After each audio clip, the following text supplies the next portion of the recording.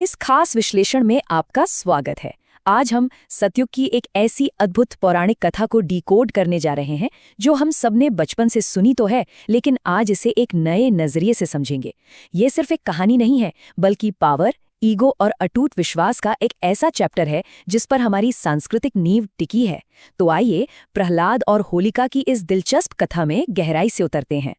तो चलिए सीधे इस सबसे बड़े रहस्य में गोता लगाते हैं। जरा सोचिए, एक ऐसी राक्षसी जिसे आग में न जलने का सुपरनैचुरल वरदान मिला हुआ था, वो कैसे भस्म हो गई? और उसकी गोद में बैठा एक साधारण सा छोटा सा बच्चा उसी धधकती आग से जिंदा कैसे बच निकला? आज हम इन्हीं कड़ियों को जोड़कर इस पूरे लॉजिक और मिस्ट्री को डिकोड करेंगे। तो सबसे पहले बात करते हैं इस कहानी के विलन यानी हिरण्यकश्यपु के अहंकार की। होता क्या है ना, जब किसी के पास बेतहाशा पावर आ जाती है ना, तो ईगो भी आसमान छूने लगता है। देवताओं को हराने के बाद राक्षसों के बीच उसकी पॉपुलैरिटी इतनी बढ़ गई थी कि वो लिटरली खुद को ही भगवान समझने लगा था। उसे लगने लगा कि उसे तो कोई हरा ही नहीं सकता, और इसी ओवर कॉन्फिडेंस के चलते भगवान विष्णु और उनकी भक्ति करने वाले किसी भी इंसान से उसे सख्त नफरत हो गई। पावर के इस नशे ने उसे एक ऐसे अंधे रास्ते पर डाल दिया जहां उसे सिर्फ अपनी ही ताकत दिखाई देती थी। अब आगे देखते हैं कि अमरता पाने के लिए उसने क्या अनोखा तरीका निकाला। जब ब्रह्मा जी उसकी घोर तपस्या से खुश होकर प्रकट हुए तो हिरण्यकश्यपु ने बिना कोई संकोच किए सीधे अमर होने का वरदान मांग लिया। लेकिन ब्रह्मा जी ने एक यूनिवर्सल ट्रूथ कहकर इसे तुरंत रिजेक्ट कर दिया। उन्होंने कहा कि मृत्यु लोक में पैदा होने वाले हरेक प्राणी को एक न एक दिन मरना ही पड़ता है। ब्रह्मा जी ने साफ कर दिया कि 100% अमरता तो किसी भी हाल में पॉसिबल नहीं है। अब इस बात ने उस अड़ियल राजा को एक बहुत ही पेचीदा और स्मार्ट रास्ता निकालने पर मजबूर कर दिया। अब यहाँ जो बात सबसे ज्यादा दिलचस्प है वो ये है कि कैसे हिरण्यकश्यपु ने अमरता का एक टेक्निकल लूपहोल तैयार किया। उसने ब्रह्मा जी के सामने इतनी घुमावदार शर्तें रखी कि आप हैरान रह जाएंगे। उसने वरदान मांगा कि उसकी मौत न दिन में हो न रात में, न वो घर के अंदर मरे न बाहर, न धरती पर उसकी जान जाए न आसमान में, न किसी अस्त्र से न किसी शस्त्र से, और तो और न ही कोई इंसान उसे मार पाए न कोई जानवर। ब्रह्मा जी के तथास्तु कहते ही उसे लगा कि बस उसने तो मौत के सारे दरवाजे ही लॉक कर दिए हैं और अब वो पूरी तरह से इनविंसिबल है। लेकिन कहानी में असली ट्विस्ट आता है प्रहलाद की अटूट भक्ति से। यहाँ आपको दो बिल्कुल अलग ताकतों के बीच का क्लैश देखने को मिलेगा। एक तरफ वो राजा है जिसका हर कदम उसके अहंकार से तय होता है और जो सिर्फ अपनी फिजिकल पावर और उन कंडीशनल वरदानों के भरोसे बैठा है, और दूसरी तरफ है उसका अपना बेटा, एक छोटा सा बालक प्रहलाद, जिसकी असली ताकत उसकी निस्वार्थ और अनकंडीशनल विष्णु भक्ति है।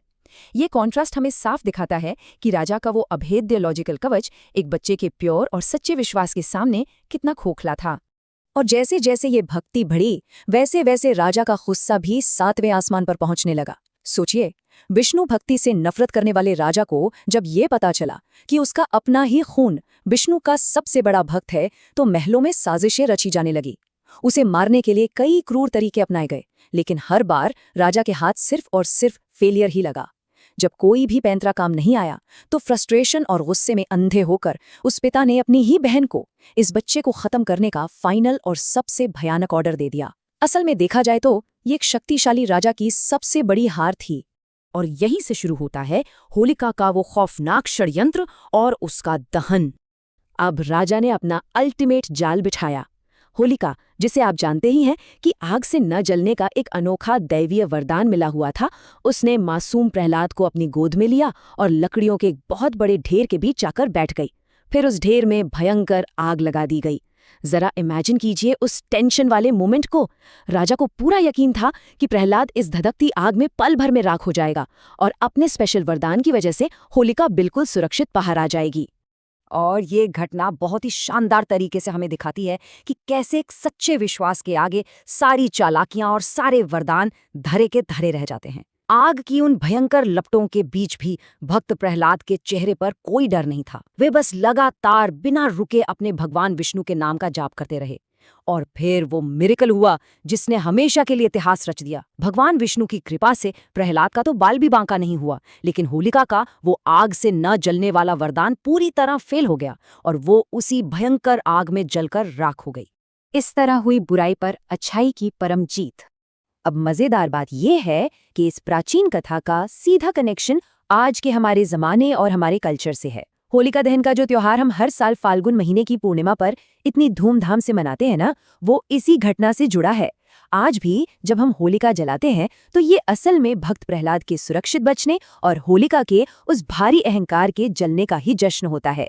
ये सदियों पुरानी घटना आज हमारी कलेक्टिव मेमोरी का एक बहुत ही अहम हिस्सा बन चुकी है। और यही कारण है कि हम अक्सर ये लाइन सुनते हैं, होलिका दहन बुराई पर अच्छाई की जीत का प्रतीक है।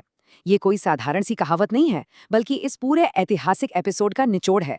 ये हमें बार बार याद दिलाता है कि बुराई चाहे कितनी भी पावरफुल क्यों ना हो, उसके पास कैसे भी स्पेशल वरदान क्यों ना हो, अच्छाई और सच्चाई के सामने उसे एक न एक दिन घुटने टेकने ही पड़ते हैं।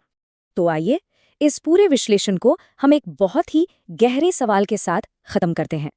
आखिर सच्चा विश्वास दुनिया की सबसे बड़ी और सबसे डिस्ट्रक्टिव ताकतों के खिलाफ एक कभी न जलने वाली ढाल की तरह कैसे काम करता है? इस पर जरूर विचार कीजिएगा। ये अद्भुत कथा हमें साफ सिखाती है कि घमंड और पावर का अंत हमेशा राख में होता है, लेकिन सच्ची भक्ति हमेशा अमर रहती है। इस विश्लेषण से जुड़ने के लिए आपका बहुत बहुत शुक्रिया। मिलते हैं अगले ऐसे ही किसी दिलचस्प विषय के साथ।